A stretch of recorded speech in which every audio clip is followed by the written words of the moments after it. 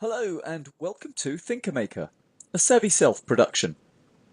Continuing the exploration of root level drivers of Brexit, this fifth episode looks at how science and technology advances have squeezed and tugged on culture. In the second episode, we saw how we've become obsessed with objectivity and how these days science gets all the glory and credit. But should we put full faith in science? In finance, we subtract losses from gains to get a true picture, often a loss. For the true picture in science, we'd do well to publish science's many failed promises. Let's review some. Science bragged and assured that the Titanic was unsinkable. It sank. Science bragged and assured it can safely drill for oil in deep water. That leaked to disaster. Science bragged its structures could take aeroplane hits. They collapsed tragically. Science boasted and assured the longest suspension bridge is safe. Well, it fell in 6 months. Science assured Fukushima's nuclear plant is safe in an earthquake zone. Safety systems failed. Science assured of aerosol CFC safety. Ozone layer destruction brought a cancer epidemic. Science assured of early jetliner safety. Square windows made those fall out of the sky, and they still brag and now crash due to software. Science assured of online data safety. Full data was lost for 87 million and again for 55 million. Science assured a drug was safe during pregnancy. Hundreds of thousands of babies were born deformed. Science boasted about shuttle safety at low temperature launches. It blew up. And many more examples. Science is not some all-powerful, dependable force in which to place faith and spirit. So do you see, we place way too much faith in objectivity, evidence, and allowing numbers to dominate how we see things. It's just a useful tool. But we've allowed it to become the ruler of our world. Scientific objectivity is like a dictator now. It's a problem. Often its lens is distorted. Think, a screwdriver is a useful and versatile tool, but would you use it to eat soup? No, it's the wrong tool for the job.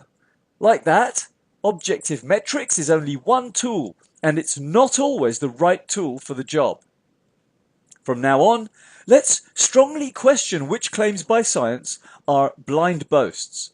Science does repeatedly disprove itself, like this. One scientist says, "I got the answer." Another says, "No, that's old. This is the answer." Another says, "No, wait, that's old. This is the answer." And what's next? For decision making, metrics are a tool, not something to be worshipped. Numbers are a guide, not a god. And that goes for GDP. If you allow metrics to lead the way exclusively, expect to miss things. Expect a boom with much toxicity, such as we have with the Brexit situation. Sometimes it's better to put down that lens and place faith in emotional intelligence, including subjective intuition. Not convinced? Okay, more examples. In 2013, 1,200 deaths occurred at an NHS hospital. The systemization of healthcare, with focus on metric targets culture, was pinpointed as the problem. It missed unmeasurable stuff, such as compassion. That's the problem with targets. Measurable things become more important than unmeasurable values, and we call that metrics mania. A year before, nurses had stopped taking time to chat with patients. the Nursing Times reported their training shifted focus to scientific knowledge over bedside skill.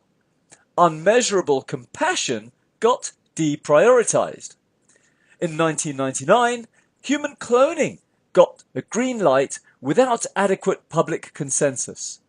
Science is increasingly bringing us mind-blowing leaps like this into the unknown, and without regard to human spirit in secular policy.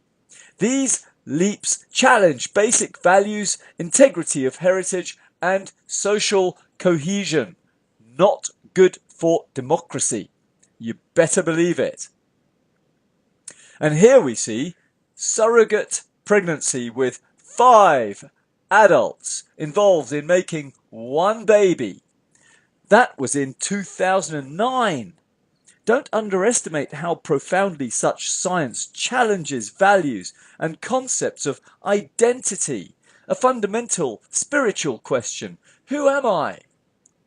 What's my heritage? Who is one of us? Where do I come from? Orphans yearn for these answers. It's a thing. It's deep and it matters. Nothing racist in that. And on it goes without consensus. Genetically modified food is not okay, but gene editing of humans, animals is okay. Is she male? Is he female? Huh? Many people have been getting silently upset at science eroding culture. Easy, cheap travel technology boosts migration, which impacts culture. If democracy is about majority rule and people want their culture preserved, then science created a challenge. Not only are jobs lost abroad, but also science worsens blue-collar job losses with robots and white-collar job losses with artificial intelligence.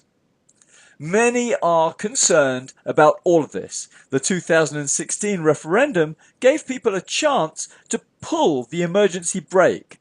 And now it's time to listen very closely to those that pulled the handle, preferably with emotional intelligence, instead of rubbishing them for being racist or stupid or irrational. Their emotion is the most important form of intelligence at this time. And in order to do that, many of us are going to have to get over our worshipful attitude to science and rationality. This objective lens misses spirit and emotion. Science is not all enlightenment, it brings endarkenment too.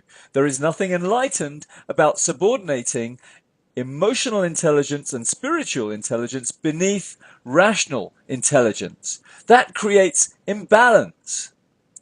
Men and women both got addicted to rational objectivity and sacrificed the subjective intuitive radar and emotional intelligence. Men did this first.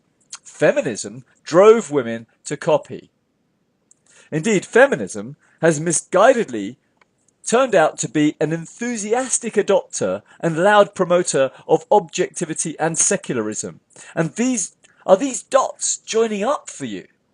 The next episode looks at the negative impact of feminism assaulting culture, causing unhappiness and driving Brexit. Thank you for watching.